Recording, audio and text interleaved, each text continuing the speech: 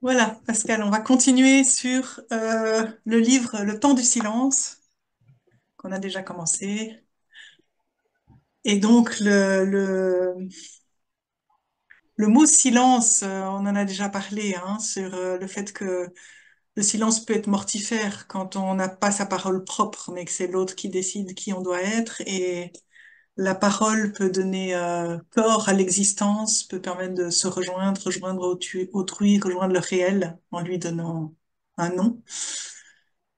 Et puis de là, à partir du moment où on est vraiment en contact avec soi et le réel, on peut découvrir le goût d'un silence habité de présence qui est à l'inverse du silence mortifère qui est un silence de vie.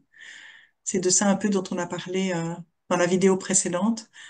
Et tu cites un très joli passage de Charles Joliet au début de ton livre qui est combien désiré, combien doux, ce murmure trop ténu auquel je donne voix en me creusant dans mon silence. Oui, c'est un très beau passage qui résume très bien ce que tu viens de dire, à savoir un silence habité qui est du coup l'envers du décor, c'est-à-dire que ce n'est plus un ressassement permanent, un bruit incessant en soi, mais que on est suffisamment quelque part apaisé pour être enfin en lien avec soi. Et du coup, le silence est une présence en soi, dans le sens du terme. Et c'est vrai que c'est quelque chose de jouissif, quoi. C'est quelque chose de radicalement neuf, de vivre cet inconnu qui est en fait d'être finalement bienveillant avec soi-même, être capable de s'accueillir et ne plus être tout le temps dans cette lutte incessante qu'on a connue parfois pendant tellement d'années, un petit peu comme si on devait se frayer un chemin dans une jungle épaisse sans savoir si on va finir par parvenir à la clairière ou à tout le moins un ray de lumière. Donc ce silence, c'est comme un ray de lumière en fait. C'est un peu j'ai envie de dire, le repos du guerrier. Ouais. Il y a un peu trois temps, hein. Tu entres dans une valse. Non, je sais pas pourquoi je disais ça, mais c'était pas prévu, mais dans, dans ton livre, c'est en t'entendant que je pense à ça. Tu as des moments de cacophonie intérieure. Tu parles de cacophonie, de torture intérieure, où justement tu cherches, tu trouves pas, mais tu essayes de creuser, c'est difficile, ou bien alors tu es envahi par des confusions intérieures à cause de choses qui se sont passées, de personnes avec qui tu as parlé, avec qui, voilà. Ça, c'est un temps. Et puis, tu as aussi des temps de fuite dont tu parles, où tu essayes justement de ne pas être confronté à tes difficultés. Tu fuis dans le travail, dans des addictions, ou dans des liens de dépendance, ou enfin, oui, c'est un peu la même chose. Où, voilà, il y a plusieurs façons de fuir. Et puis, des moments où tout à coup, tu consens à te rejoindre vraiment dans ne plus avoir peur de ta solitude en fait, hein. Et là, tu essayes de rejoindre ce silence parce qu'il faut traverser d'abord la cacophonie pour se rejoindre soi de façon apaisée, je dirais. Oui, c'est ça, mais en sachant aussi de nouveau que par la force des choses, la vie est mouvante et ce que l'on vit intérieurement est mouvant. Et donc, par définition, il y a des moments, heureusement, de clarté. Ça permet un petit peu comme un phare que l'on entrevoit à un moment donné. Et puis, c'est de nouveau la brume, le brouillard en soi. Et du coup, ce sont les peurs qui renaissent, quoi. Ce sont des peurs un peu incessantes, donc des peurs, des ressassements, des angoisses, une incapacité de vivre pleinement son quotidien. Et donc, ce sont des va-et-vient, ce sont comme des vagues intérieures. Donc parfois c'est le repos et parfois à nouveau c'est la lutte qui reprend. Donc Ouais. ce n'est jamais le calme plat non plus quelque part, ni le calme plat, ni la tempête en permanence. Donc il y a un état qui est variable. Oui, on parlait d'accouchement. Ça, c'était moi qui disais ça, parce que c'est un peu plus mon expérience que la tienne, peut-être. Il y a des chances. Et c'est vrai qu'en même temps, il y a des va-et-vient dans l'accouchement, mais le bébé ne reste pas sur place, quoi. Et en même temps, on ne peut pas forcer l'accouchement. Enfin, si, justement, l'être humain utilise parfois des techniques, mais c'est franchement pas génial. Mais c'est comme une fleur qui s'ouvre, quoi. Tu peux pas forcer, sinon tu casses. Et toi, tu as aussi cette conscience. Tu écris des jolies phrases comme on ne voit bien qu'avec le temps.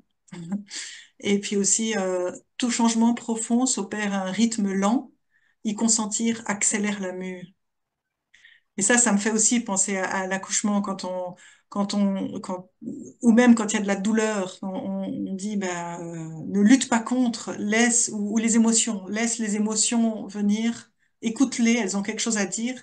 Et du coup, en fait, on arrive à les gérer, comme on dit, je déteste ce mot, mais à les Mhm. apprivoiser et à les traverser beaucoup plus sereinement quand on accepte que, en fait, c'est la vie. Notre vie, elle est comme ça, avec des hauts et des bas, et il faut apprivoiser chaque instant pour ce qu'il est et ce qu'il vient nous dire, tel qu'il est, quoi. Oui, c'est ça, tout à fait. C'est vraiment accueillir la vie avec toute sa complexité, avec ce qu'elle nous offre dans l'instant présent, alors même que justement, accueillir, dans un premier temps, en tout cas, ça fait peur, ça remet en question.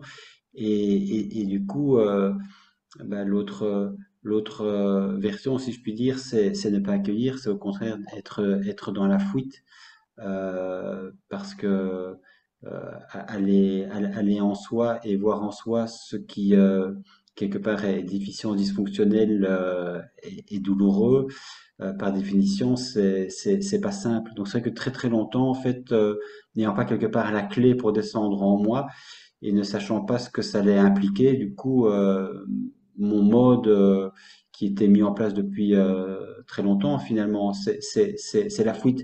En général, quand il y a un danger, le premier réflexe, c'est de fuir. Et je pense qu'un enfant, quand il est en danger, a priori, s'il n'est pas contraint à rester sur place, il fait tout pour justement ne pas faire de bruit, pour faire le moins de difficultés possible. Et le cas échéant, si c'est possible, bah, il prend ses petites jambes et il s'en va, quoi. Il évite de cette façon-là de subir le courroux des parents, les coups, la mauvaise humeur, la tension. Et donc, quelque part, quand on a appris ça toute sa vie d'enfance et d'adolescence, c'est vrai que à un moment donné, aller se confronter à ce qui a été vécu, par définition, c'est refuser encore de fuir. C'est aussi se confronter à soi et du coup, se confronter cette enfance à ses propres parents. Donc, c'est un changement de paradigme. Oui, c'est là qu'on va en venir un peu à la racine que tu cherches, qui est la blessure d'abandon. Et avant ça, je voulais lire ces moments qui sont les premiers que je lis comme ça dans tes livres. Donc le livre se termine par voilà que le tourment s'apaise, que l'épais brouillard se dissipe, je marche vers le silence. Donc tu as des moments comme ça qui manifestement viennent du fait que tu as pu creuser en toi. Donc tu as été chercher cette racine de l'angoisse la plus profonde et c'est parce que tu as été, c'est pour donner l'espoir aussi à ceux qui nous écoutent, c'est parce que tu as été dans ces douleurs parfois inimaginables que tu t'es rejoint et que te rejoignant, te retrouvant, tu as pu vivre ces moments où l'épais brouillard se dissipe parce que tu as consenti à regarder le réel en face, même le réel difficile à voir, quoi. Ben c'est le nœud, c'est là qu'il faut du coup aller voir, il faut délier ce qui était lié et ce qui a du coup en nous liant ce qui nous a étouffés. Donc je crois que de fait il faut desserrer les taux, que ce soit les taux quelque part de façon imagée, mais chez moi c'était plus qu'imagé, c'était vraiment une réalité, cet étau sur le cœur quoi, cet étouffement, c'est pas juste un étouffement que l'on vit psychiquement, c'est un étouffement qui se marque dans le corps, la la façon dont le corps bouge, la façon dont on respire, la façon dont on vit au quotidien dans ses déplacements par rapport aux autres, la prise de parole ou pas, la difficulté. euh, c'est, Soit on est complètement fermé en soi et quelque part on est mutique et de fait on ne bouge pas dans tous les sens du terme, soit à un moment donné on parvient à reprendre possession de soi et à ce moment-là on peut à nouveau se déployer.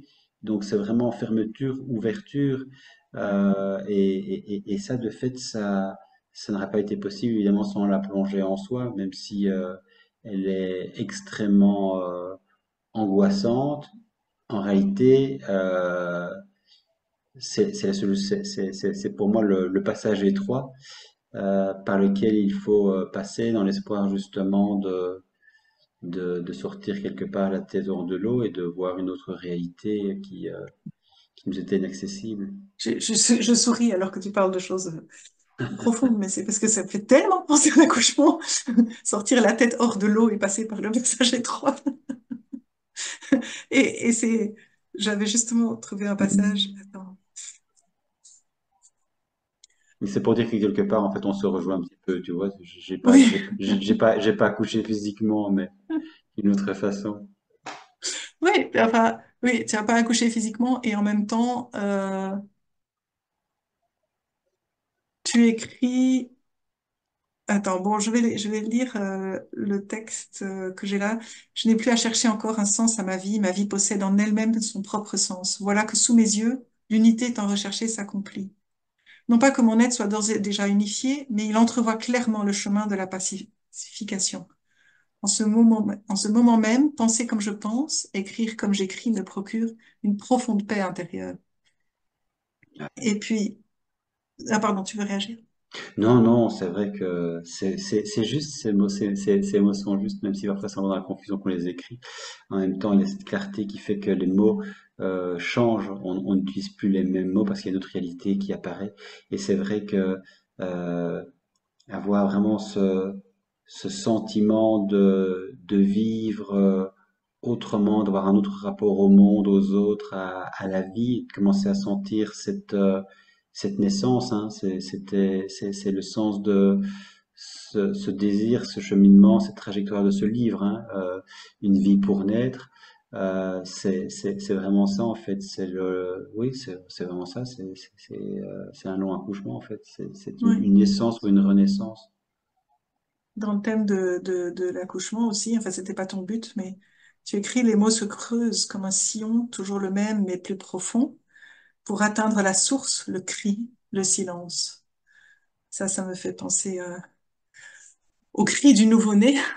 Et c'est drôle que tu mettes ensemble le cri, le silence, parce qu'il y a un cri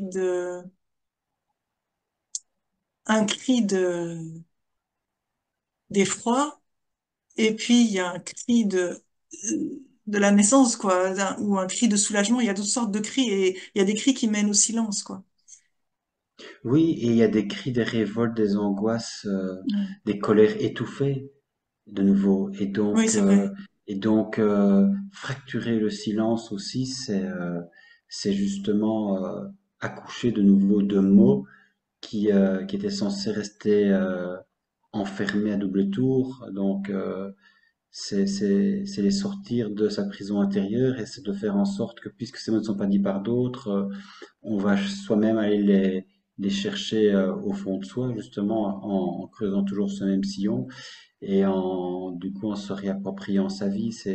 C'est un petit peu ce qui avait été écrit dans le premier livre, Serais-je un jour l'acteur de ma vie? C'est tout l'enjeu en fait d'une vie qui était compliquée à la racine même, c'est de se dire à un moment donné, est-ce que c'est est-ce que c'est quelque part ma destinée? Est-ce qu'il n'y en a pas d'autre? Ou bien est-ce que je peux faire mentir le destin que quelque part on a construit pour moi, ou que moi finalement je me suis construit n'ayant pas d'autres alternatives possibles, ne voyant en tout cas pas d'issue à ce qui m'avait été proposé, ou à ce que j'ai en tout cas subi comme étant une, une souffrance existentielle ou le cri primal, hein, c'est Janov qui a écrit justement le cri primal, c'est quelque part ce sentiment aussi qu'à un moment donné, l'enfant a été blessé, meurtri, et il l'est tellement qu'on a l'impression en fait que cet enfant, il vit en soi comme un nouveau-né qui est mort-né.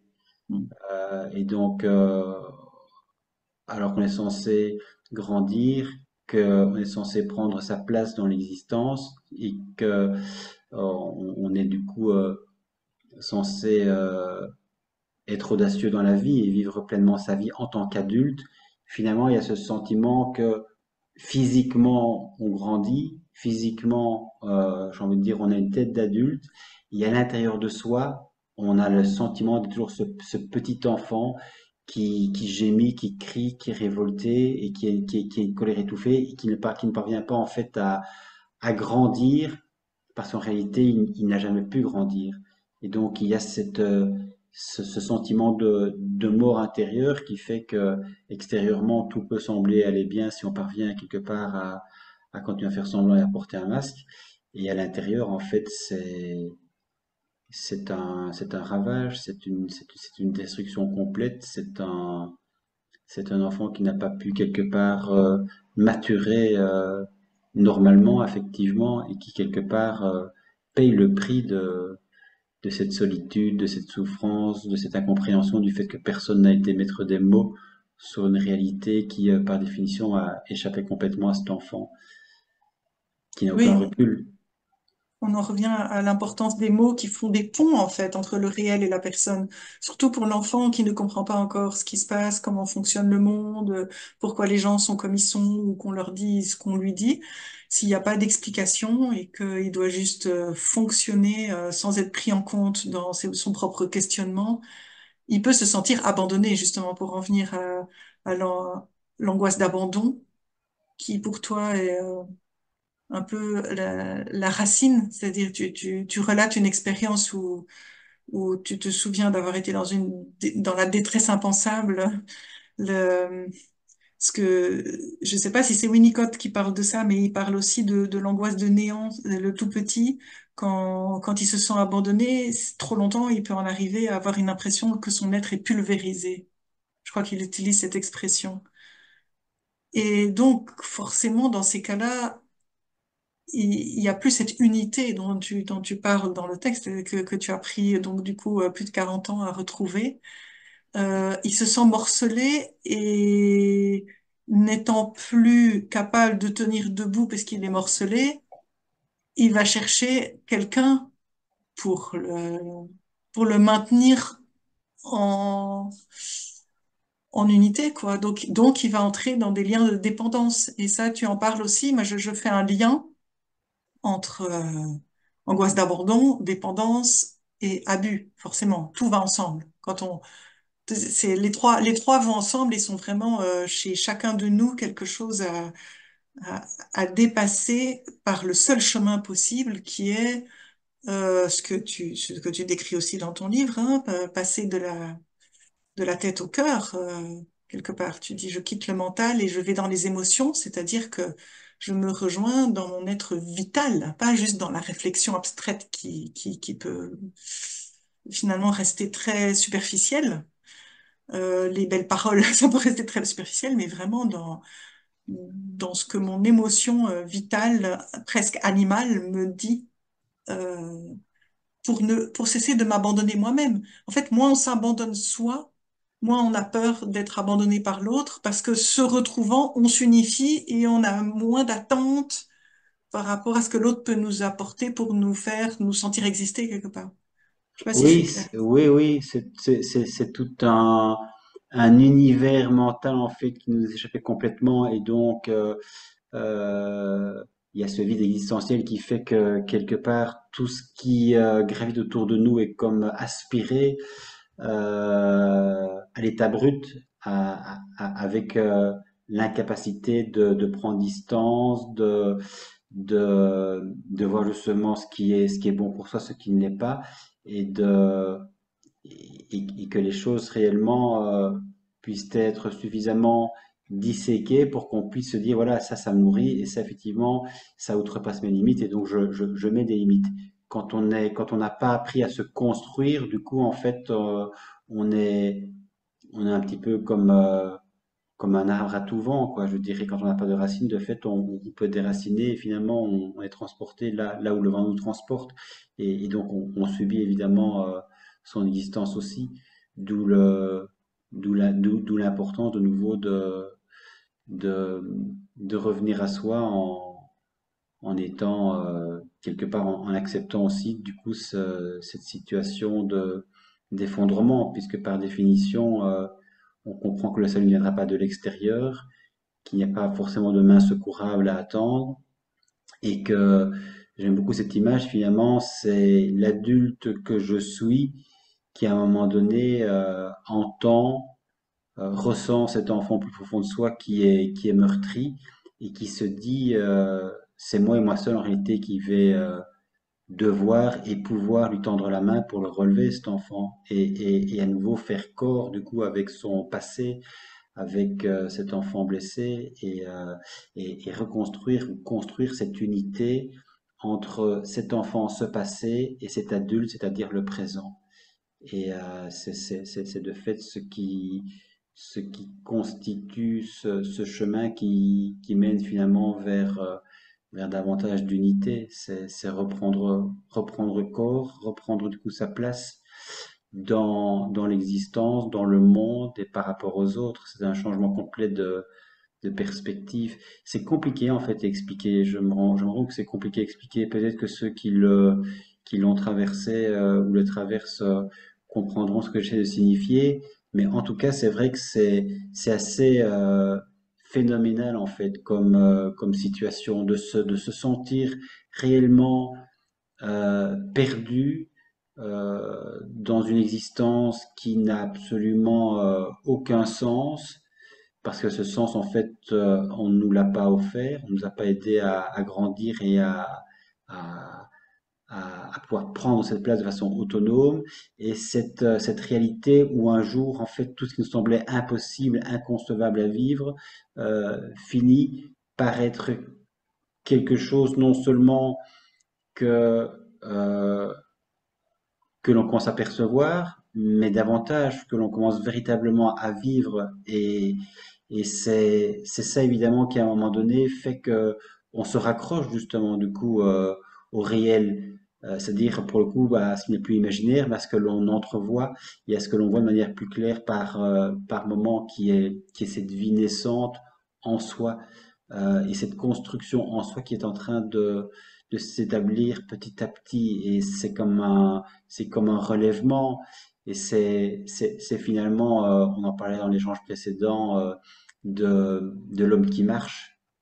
Cet homme qui, finalement, pour commencer à marcher, il a dû commencer par se délester de tout ce Tu parles de qui... Giacometti, la statue de Giacometti. Oui, oui, c'est très parlant en fait.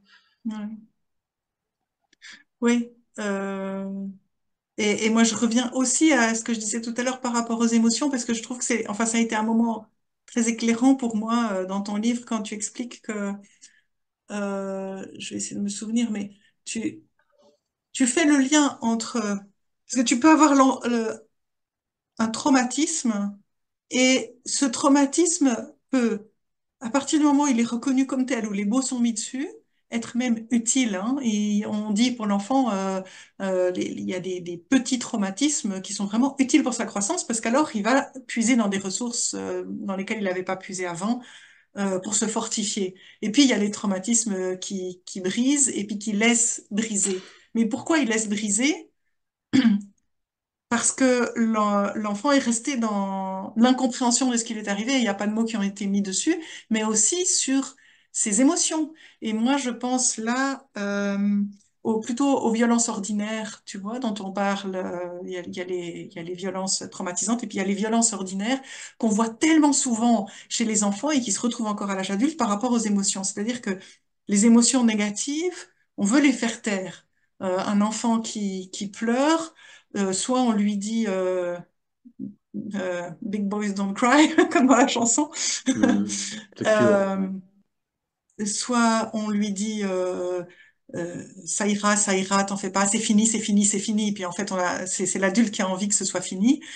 Soit s'il est en colère, on lui dit t'es un méchant garçon. Enfin, voilà. On interprète très négativement, il a honte, alors qu'en fait, ces colères sont un signal qui lui disent qu'est-ce qui est en train d'arriver, c'est presque un déchiffrage de lui-même, en fait, qui pourrait être très, très, très, très utile pour qu'il se trouve lui-même dans son Ouais. unité. Donc, et puis ça, on voit encore les adultes quand on est en groupe et puis qu'il y en a un tout à coup qui a envie de pleurer, il dit je suis désolé, et puis il s'essuie les larmes et tout, et ça vient de l'enfance. C'est étonnant. En fait, la peur de l'émotion, c'est ça, quoi. C'est vraiment c'est le signe qu'on a tous plus ou moins peur de creuser en soi. On n'a pas envie d'affronter les choses difficiles de la vie et donc on se quitte. On est infidèle rien que dans ces petites violences déjà du quotidien. Parce que la vie, quelque part en soi, est dure et on nous le fait suffisamment savoir qu'il faut faire son trou pour le coup, il faut performer, il faut Mm. euh, prendre sa place et donc ça nous fait entrer en compétition. Donc c'est clair que pour entrer en compétition et faire sa place, idéalement, entre guillemets, il faut savoir se montrer fort. Et donc la vulnérabilité, par définition, c'est une porte d'entrée justement pour te soumettre aussi, pour faire en sorte que tu restes à ta place. Et donc la vulnérabilité, quelque part, cette fragilité, elle peut se retourner contre la personne qui se montrerait justement fragile. On voit bien dans tout ce qui est harcèlement de rue ou bien le harcèlement évidemment des, de tel ou tel enfant dans un cadre scolaire. Mais je crois que quand l'émotion en fait a été bridée, brimée dès le plus jeune âge, alors à ce moment-là en fait c'est comme si tu avais perdu tes clés. Oui, c'est ça. Mm. C'est-à-dire que l'émotion en fait elle n'est pas vécue, elle n'est pas autorisée. Et donc, ce qui n'est pas autorisé, ce qui n'est pas vécu se perd. Et donc, à la fin, tu ne sais même plus ce que c'est qu'être en colère parce qu'en fait, tu n'as jamais été autorisé à être en colère. Tu n'es pas autorisé à montrer ton bonheur parce qu'en fait, ton bonheur vient quelque part réveiller le malheur d'une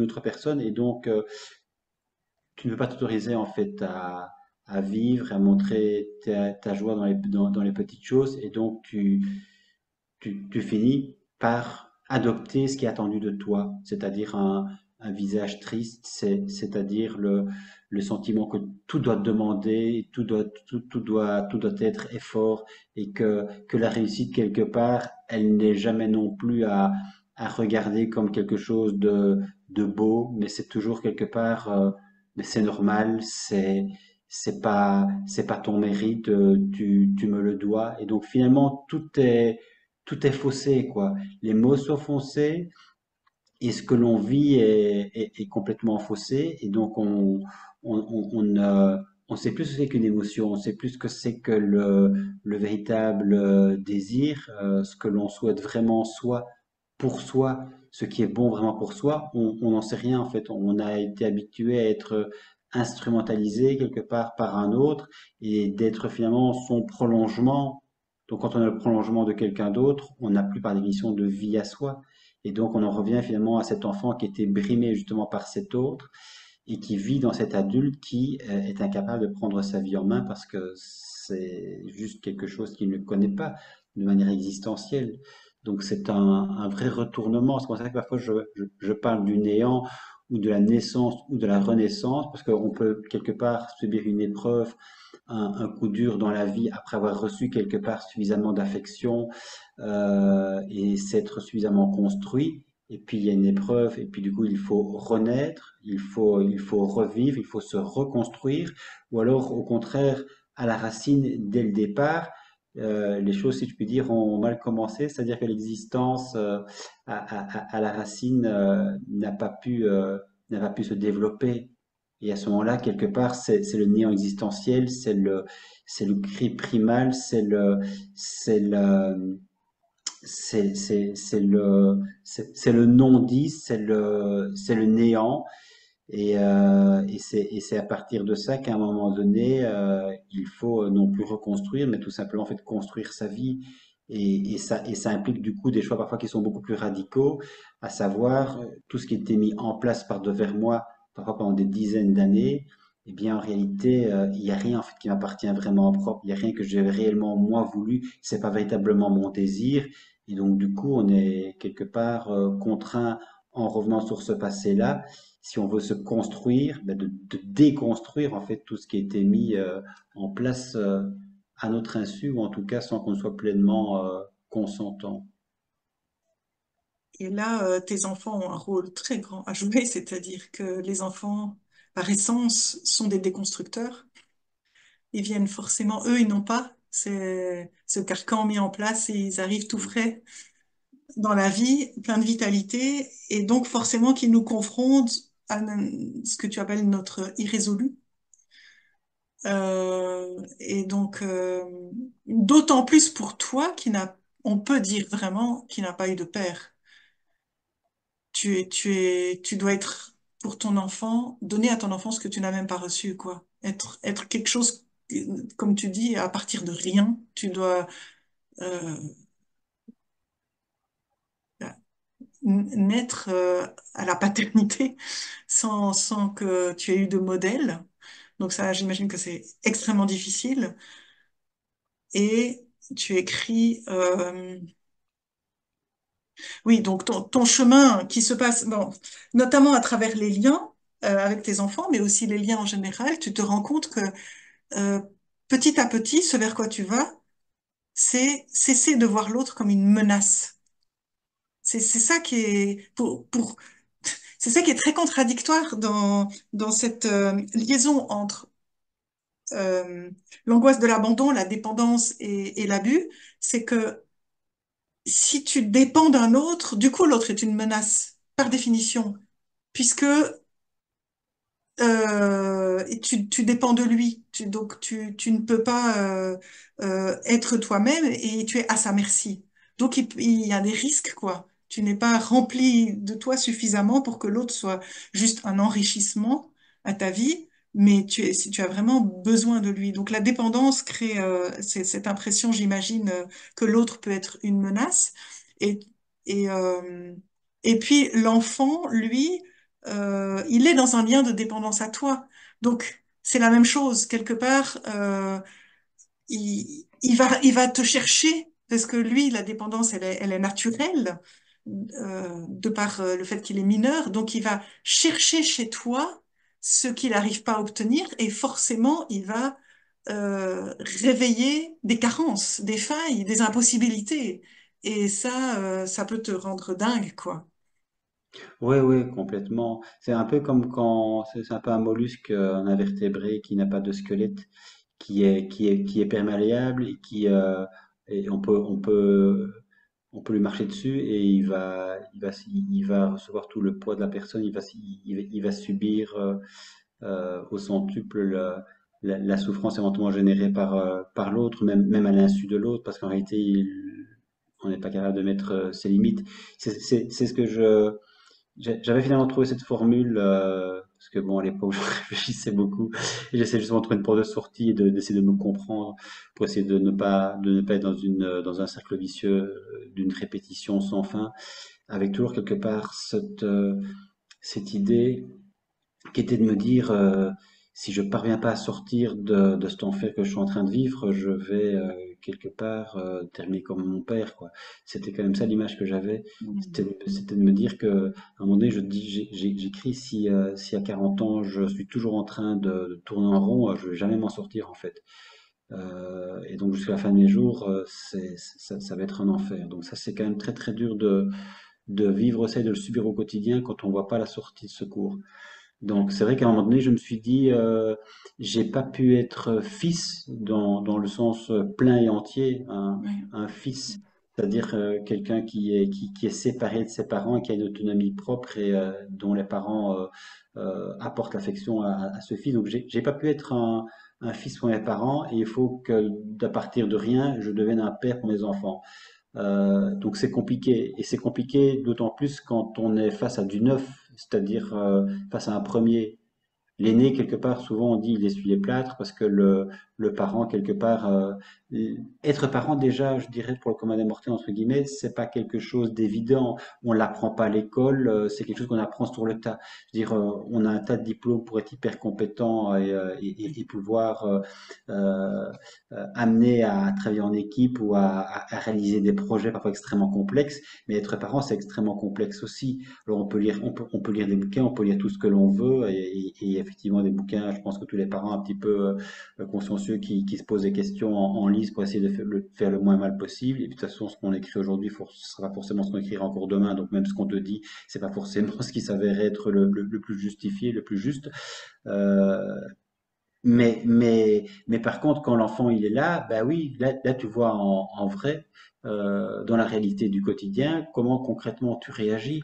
Et comme tu le disais, c'est vrai que il réveille chez toi les résolus, c'est-à-dire que tu reçois de plein fouet la façon dont l'enfant se comporte à ton égard et la façon dont toi éventuellement tu n'as pas pu te comporter par rapport à tes propres parents. Donc quelque part, tu as des réflexes d'autodéfense et tu as des réflexes de dire ça se fait, ça ne se fait pas en fonction de ce que toi tu as pu faire ou pas faire dans ta propre famille. Donc évidemment que de nouveau, tu es enfermé dans un carcan, dans une sécurité factice qui est en fait quelque chose que tu as construit de part de vers toi pour pouvoir survivre. Mais c'est factice, ce n'est pas toi, ce n'est pas réel, tu n'es pas dans l'émotion, tu n'es pas dans le lien. Et donc dès que l'enfant quelque part te confronte à toi-même, à des besoins, à entre guillemets des exigences, tu vois les choses en fait comme une atteinte à ta propre existence. Donc très souvent j'avais le sentiment quelque part que, que mon enfant m'en voulait ou le faisait exprès ou voulait me pousser dans mes retranchements et voulait voir entre guillemets ce que j'avais dans le ventre et que donc c'était quelque part une sorte de provocation et du coup avoir le sentiment évidemment que l'autre entre guillemets le fait exprès de se comporter de cette manière-là et ne tienne pas compte quelque part de ma vulnérabilité, de ma fragilité, de mon incapacité d'être, ça va être ressenti comme quelque chose d'extrêmement du coup violent. Et on sait très bien que quand on est confronté à des situations extrêmes qui nous mettent extrêmement à mal, il y a plusieurs solutions. C'est-à-dire que soit on, on renverse cette colère, cette impuissance par devers soi, ou éventuellement fait comprendre à l'autre qui dépasse les limites et à ce moment-là quelque part on n'est pas adapté, on repousse l'autre et on peut le repousser évidemment par le mutisme, par l'incapacité de mettre des mots et on peut évidemment le repousser aussi en étant violent. Donc quand cette violence en soi n'a pas pu être libérée, n'a pas pu se dire, elle est là cette violence en fait. Elle est là en soi et on ne sait pas quoi en faire. Et la plupart du temps, elle ne sort pas. Mais si elle sort parce que l'autre nous confronte à notre violence et à notre incapacité de réagir correctement, du coup, cette violence, elle sort quelque part à l'état brut, quoi.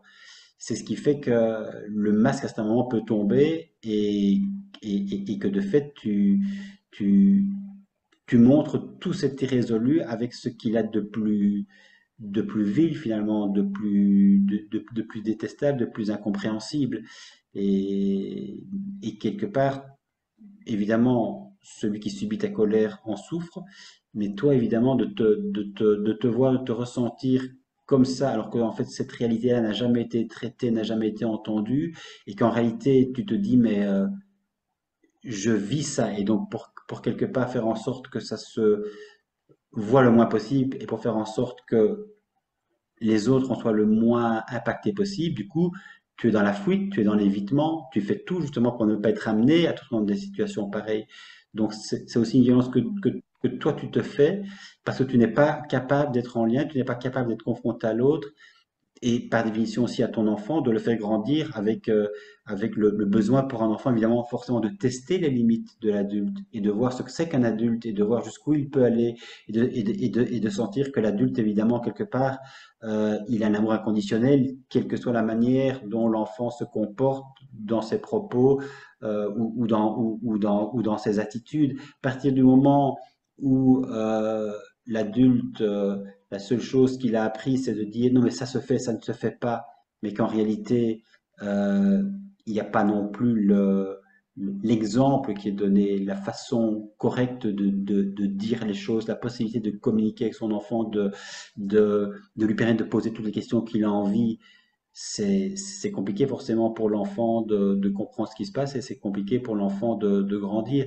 Donc c'est vrai que du coup par rapport à l'aîné, pour moi ça a été beaucoup plus compliqué de d'être ajusté quoi. Donc j'ai aussi dû aller voir un psy justement pour mettre des mots là-dessus, pour pouvoir dire ce que je vivais et comment je ressentais le comportement de mon propre enfant pour que le psychologue puisse réajuster un petit peu mon propre vécu et du coup me faire entrer justement plus dans le côté émotionnel normal des choses, dans l'affectivité et me faire comprendre que ce que mon enfant est en train de vivre et sa réalité à lui quand il venait vers moi, c'était pas en fait dans une volonté de me provoquer ou de me remettre en question sur le plan existentiel, mais c'était simplement en fait comme tout enfant normal qui grandit, qui a besoin de mûrir et de se confronter à l'adulte et les premiers adultes qu'il a et le premier lien qu'il a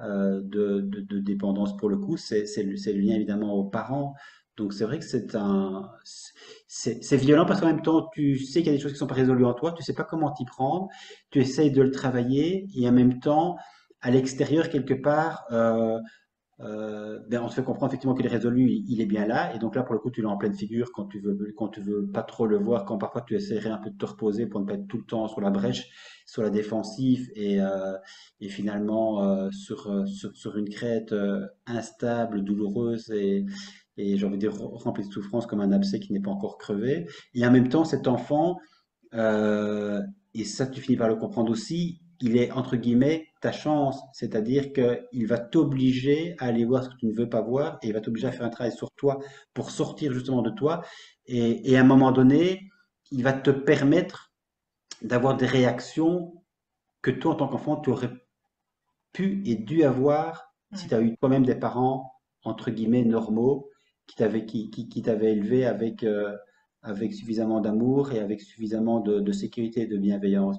Donc, quelque part, ton enfant t'aide à rattraper ce que tu n'as pas eu ou ce que tu as perdu. Oui, c'est ça. Et là, tu parles de ce que tu n'as pas eu, ce que tu as perdu, et puis de ce que tu vis face à ton fils aîné en particulier. Et il y a aussi le fait que tu reproduis ce que tu as vécu, parce que ta mère te tapait à la baguette à partir du moment où Oui. ça te fait rire. Oui, ça fait rire maintenant, ça fait heureusement. Tu sais que quand on rit de quelque chose, c'est que les choses ont été dépassées. Donc Ah, non, mais c'est vrai, c'est super important parce que c'est vrai que très longtemps, je veux dire, je je vivais ça comme quelque chose de très traumatisant et mm, comme un abus, comme une honte en fait de se sentir alors qu'on n'est plus tout à fait un gamin, mais qu'on devient quand même un adolescent, de devoir encore passer par les coups de baguette, c'est vrai que c'est assez humiliant. Euh, mais ça permet évidemment aussi de comprendre toute cette colère rentrée, cette incapacité de mm. dire les choses plutôt que de discuter, de communiquer. Mais oui, Le parent ici, ma mère, est confrontée à une situation qu'elle ne parvient pas à gérer. Et quand on ne peut pas gérer une situation, le plus simple, le plus rapide et le plus efficace dans l'immédiateté, en tout cas, c'est effectivement de donner des coups pour faire taire, quoi. Donc voilà, c'est une réalité. Mais oui, oui, c'est vrai que du coup, c'est ce que je disais. En fait, on reproduit, tant qu'on ne prend pas conscience, en tout cas, on ouais. risque de reproduire. D'où ma peur de, de reproduire, oui, de reproduire les maltraitances que j'ai subies et aussi, j'ai envie de dire, plus existentiellement, du coup, euh, parce que les deux vont peut-être de pair, c'est que c'est peur de revivre pleinement ce qu'on va pas a vécu Mm. pendant toute son adolescence, toute sa vie d'adulte et sa vie psychiatrique. Donc ça c'est très violent ça en fait. Ouais. Donc ton incapacité d'être te renvoie aussi finalement à ce, ultimement à ce que ton propre père n'a pas réussi à dépasser à cause lui aussi finalement de ses propres parents et de sa mère en particulier. Donc c'est Ouais.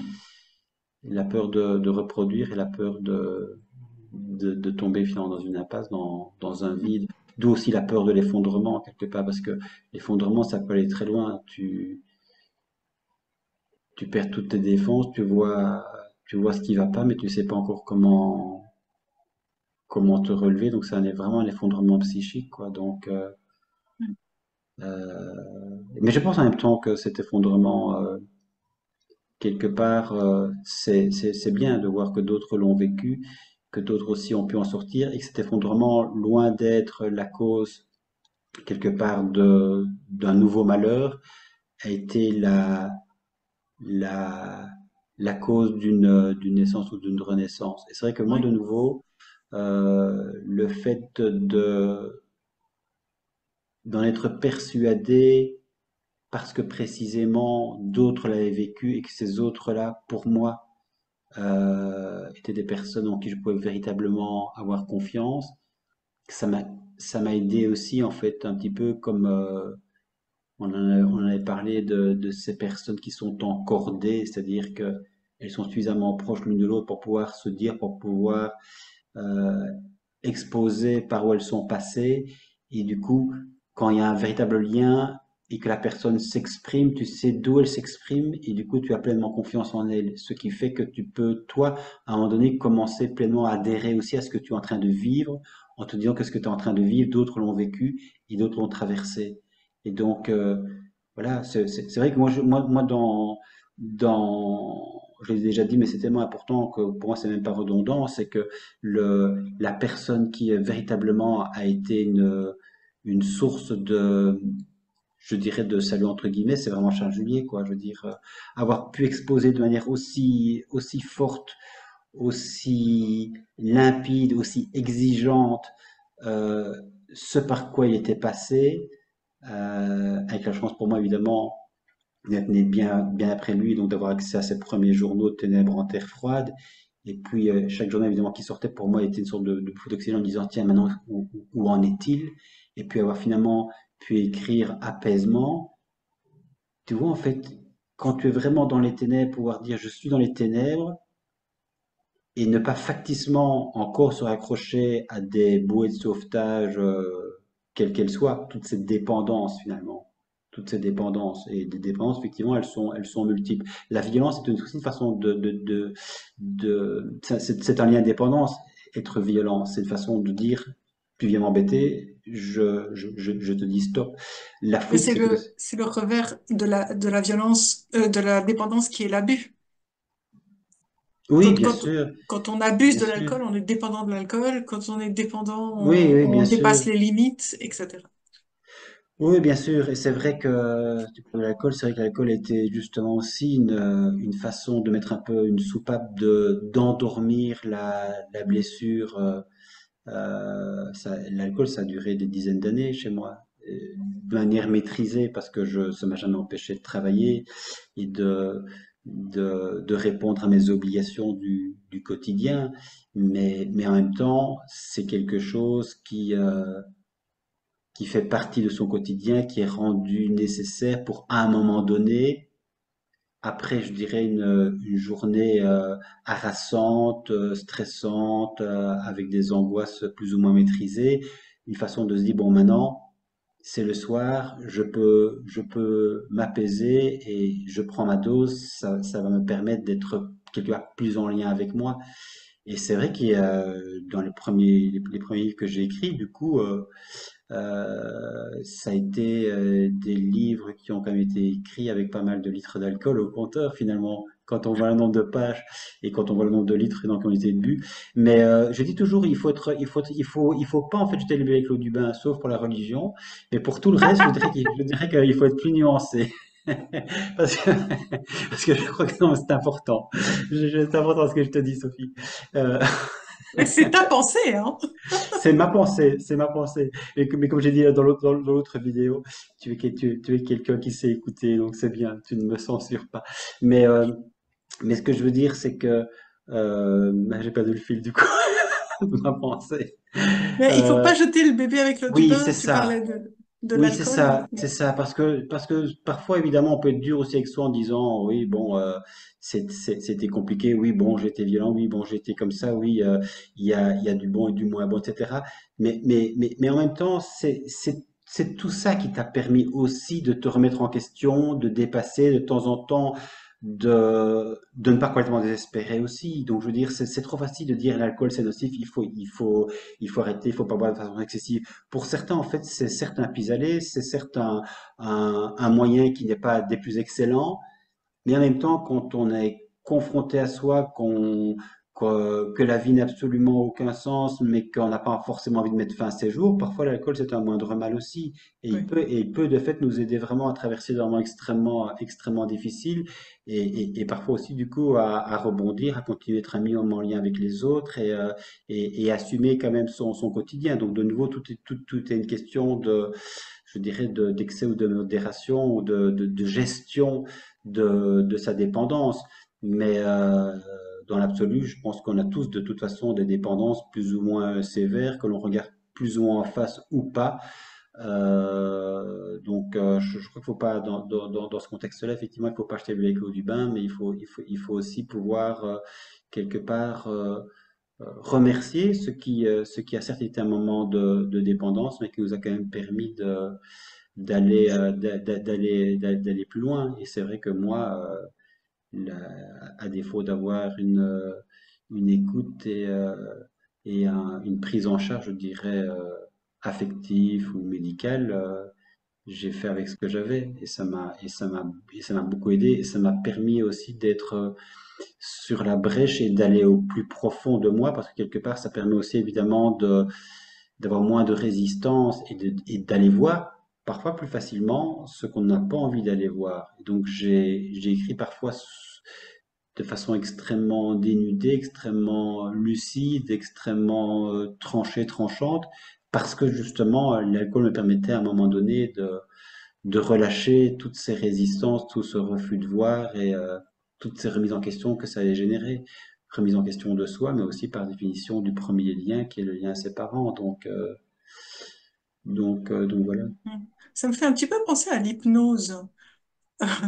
Ce que tu décris comme étant, ayant été la fonction de l'alcool pour toi, c'est-à-dire une façon un peu de lâcher les défenses et puis juste d'être apaisé avec toi, de te rejoindre un petit peu comme euh, pas l'hypnose qui nous fait nous quitter, mais l'autre, l'hypnose quand on entre dans une relaxation profonde et qu'on revient dans l'ici et maintenant, les sensations du corps, les émotions et qu'on laisse l'inconscient pouvoir davantage nous dire des choses qui sont utilisées parfois en thérapie. C'est, ça fait un petit peu penser à ça. Et je me demande justement, en disant ça, si le fait d'avoir arrêté l'alcool, pour toi, a un lien avec le fait que tu te sois rejoint davantage toi et que tu aies plus besoin de ce moyen pour être, te rejoindre? Mais disons que c'est les remises en question successives qui ont fait qu'à un moment donné, sur mon chemin de, de reliance à moi-même, j'ai senti que c'était le moment où ce qui avait été mis en place par nécessité, en réalité, ne l'était plus. Et que donc il y avait cette habitude qui avait été créée, cette dépendance qui avait été créée, mais que l'origine de cette dépendance, ce mal-être profond, cette incapacité d'être en lien autrement quelque part qu'à travers ces dépendances multiples, dont l'alcool, je me suis rendu compte à un moment donné, en faisant retour sur moi, que cette dépendance-là, en réalité, n'était plus nécessaire. Et donc, c'est aussi du coup un petit peu parfois mon côté radical, mais c'est vrai que j'ai arrêté vraiment du jour au lendemain. C'est-à-dire que j'ai arrêté sans médicaments, sans aucun suivi, et j'ai simplement senti que c'était le moment, que j'avais véritablement envie d'être debout, d'être profondément libre et que ce serait vraiment pour moi aussi une sorte de fierté de me dire, ça fait des dizaines d'années et au jour d'aujourd'hui, tout ce que tu as traversé, tout ce que tu as vécu, t'a permis de jeter cette béquille en fait qui était plus nécessaire et qui est l'alcool. Donc c'est c'est en fait vraiment vraiment une libération et du coup aussi c'est important c'est avoir aussi une image de soi extrêmement pour le coup positive de se dire je fais ça aussi pour l'enfant quelque part qui a été brimé et que c'est l'enfant en fait que je continue à étouffer par l'alcool. Et au jour d'aujourd'hui, cet enfant, je lui ai pris la main et donc je n'ai plus besoin de l'étouffer ici par l'alcool. Et donc c'est quand on, quand on a une image de soi qui est positive, on a vraiment du coup le sentiment de reprendre sa vie en main, de se réapproprier. Et donc quand on prend conscience de ça, évidemment, c'est comme un mot qui en entraîne un autre, une musique qui en entraîne un autre, une rime d'encaissement qui en entraîne un autre. C'est que ici, finalement, c'est l'image de soi qui, quelque part, se construit ou se reconstruit. Donc ça m'est jamais venu à l'idée de reboire depuis parce qu'en fait, je sais tellement en fait d'où je viens, je sais tellement pourquoi j'ai bu, je sais tellement pourquoi c'était si compliqué d'arrêter parce que j'ai essayé déjà avant de boire moins ou voilà, ou souvent quand on est dépendant aussi, on boit pas forcément moins, mais on cache aussi les bouteilles, etc. Donc il y a tout un rapport à l'alcool qui est très complexe, très délicat.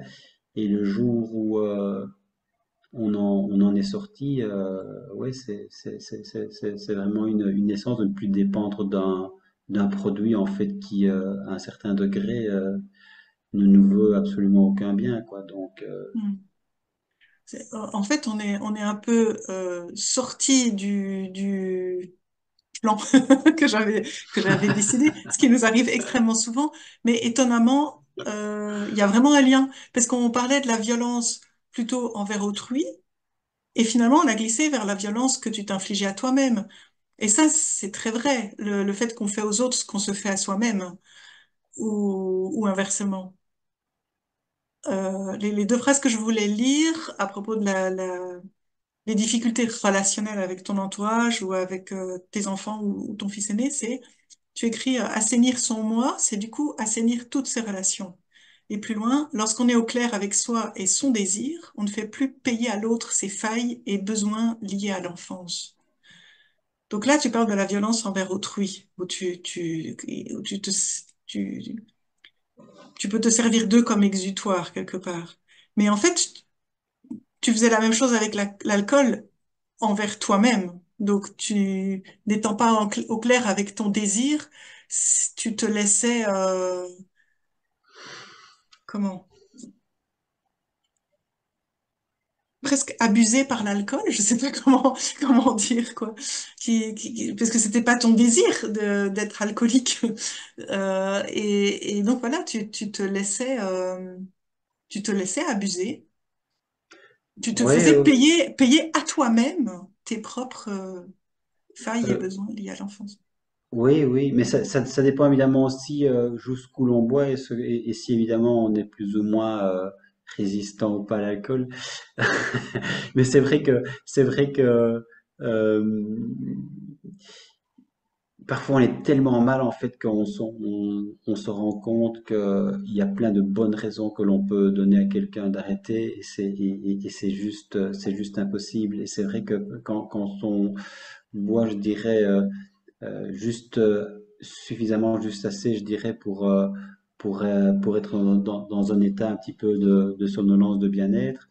Quelque part, on n'est pas forcément plus en lien avec soi, même si parfois c'est un peu plus c'est un peu plus compliqué. Mais mais c'est vrai que foncièrement c'est un problème, d'autant plus que moi évidemment. Ben, je savais que l'alcool, quelque part aussi, c'est là évidemment que l'alcool, c'est vraiment double sens, double tranchant.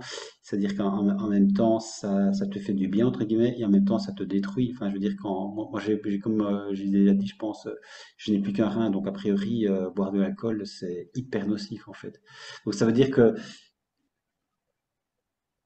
on a une telle dépendance que finalement on préfère encore rester dépendant malgré les effets extrêmement nocifs que ça peut avoir pour la santé de manière générale, mais aussi plus particulièrement quand évidemment on n'a plus qu'un rein sur deux. Donc tu vois,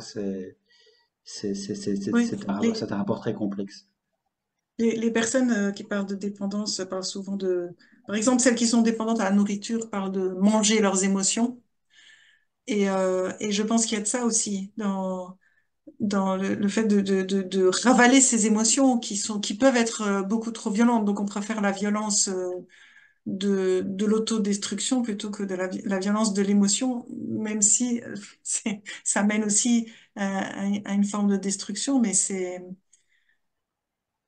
pas l'autodestruction qui est recherchée. Quand on est dépendant, soit de la nourriture, soit de l'alcool, c'est l'apaisement qui est recherché. Donc, c'est ça qui est Oui, un c'est ça. piège quelque part. Oui, c'est ce que je disais en parlant de double tranchant, c'est que l'anorexie ou la Ouais. boulimie, elle a entre guillemets un effet utile, et donc quelqu'un évidemment qui passe par là, par définition, Mhm. c'est qu'il y trouve un sens et que c'est un moyen justement de trouver un certain apaisement.